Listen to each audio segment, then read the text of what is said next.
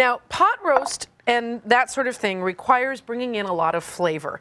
And that's the challenge, is to bring the kind of flavor in that you can't really pick different things out, but that it just has bottom to it. So I have a good, you can see I'm heaping it, a half teaspoon of dried mustard and a big heaping half teaspoon of ground ginger. Now, the inspiration for this dish is something called carbonade, which is Belgian. It's a Belgian dish. It's a very, very classic dish, although I'm not sure they used my next ingredient, which is soy sauce. And I want about a quarter cup of soy sauce, and that's a secret weapon of mine. Soy sauce, when I'm not cooking Asian and I really want to get some flavor in there, this thing they call umami, which is that unknown flavor that you can't really identify, but it's got a lot of interest to it, and soy sauce does that for me a lot of the time. So you're just going to stir it together and make sure that you really incorporate all those flavors. And this is just part one of a casual putting together of this dish.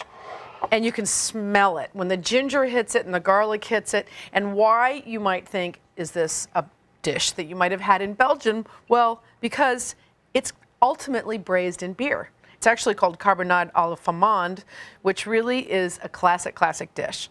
So every corner and nook and cranny of this meat needs to get covered in our marinade. And ultimately, it's just going to sit for about an hour and soak up all that wonderful flavor. So just coat the whole thing. I mean, the trick to really getting in this flavor that you really remember and want in a pot roast is layers of flavor. Because I am going to continue with some other ingredients to really get this to where I want it to be. All right, that's great. Now, last but not least here, I want a good amount of salt and pepper. Now, if you're doing this in advance and you're going to be headed out to do the grocery shopping or whatever it is that you go do on a Sunday, or maybe you're just going to go have fun and go dancing or something, I don't know.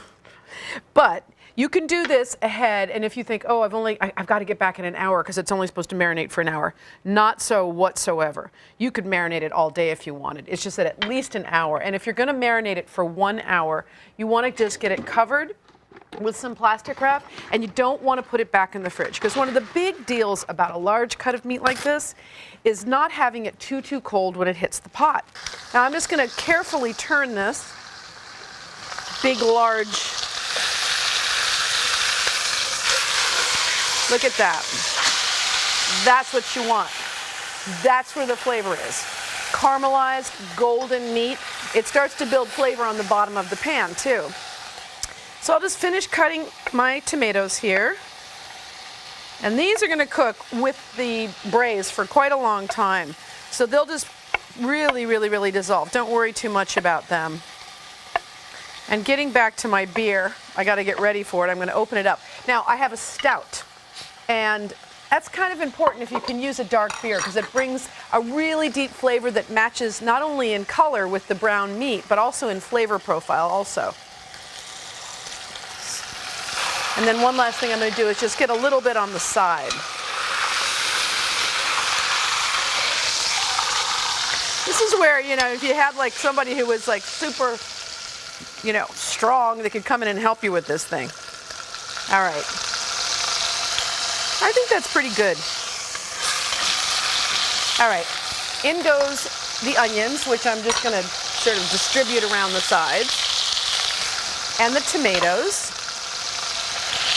It's starting to smell great. So one of my strategies for keeping the people I love in my family around the house is I cook things like pear crisp that smell amazing, and then a slow simmering pot roast that's on the stove all day, and they won't leave you because they're just going to want to stay home and eat. 1 12-ounce bottle of stout. And you don't think I'm going to waste the rest of this marinade, do you? No way. That's at least a couple tablespoons of flavor. So just bring it to a boil, like it's really boiling away now. Reduce it down to a simmer, get your top on, and what I like to do is I like to keep the top slightly askew, not completely closed up. 2 to 3 hours, it already smells amazing. You want it to be falling off the bone. Now just, oh, all right, that is what's supposed to happen. And then I'm going to put all the vegetables on it. This is a Sunday supper that would make everybody in my house happy. And Again, don't even worry about all the big pieces here because we're just going to randomly put them about. Now, we want to get some of those beautiful vegetables right onto the platter. Oh yeah, our carrots and the potatoes, they've really simmered in this sauce with the soy and that mustard and ginger flavor. I just got to, oh, the seasoning is so great, that soy sauce. You can't right now, if somebody came in here, took a bite, they wouldn't even know it's soy sauce. Of course, we had some stout beer in here too. And then one other thing that I need to do is get this sauced up, because that's part of the deal with a meat like this that cooks down. You have to serve it with this beautiful juice. So this is a big, big, big platter of food, whether you have 4 people, 6 people, 8 people, or frankly, even 10 people. I'm just going to clean this up a little bit here. You can feed them. And one way that I assure that I have plenty of food for something like this is I have a big pot of buttered noodles. And all I do then is just take some parsley just for some freshness. And yes, it looks kind of pretty too. And that way it stretches the meal. Because in my home with 3 sons, you never know when 1 or 2 other people are going to show up as well. And I just don't like to have to turn anybody away. So if I hear, you know, someone's on the way home from practice or from school or whatever, you know, can so-and-so eat over? Is there enough food? And, oh yeah, and so-and-so is also with them. And I just always like to be able to say, yes, there's enough food. And in this bowl right here on the side, you take this to the table. We're also a saucy family in more ways than one. But we have to have enough sauce at that table, so I would make sure to do that. Thanks for watching. Hungry for more? Click here for more great recipes, and to subscribe, click here. Check back every week for more craveable recipes, leave a comment, and tell me what you think. And don't forget, head over to our other channels for Everyday Food with Sarah Carey, Martha Stewart Weddings, and the Martha Stewart Channel.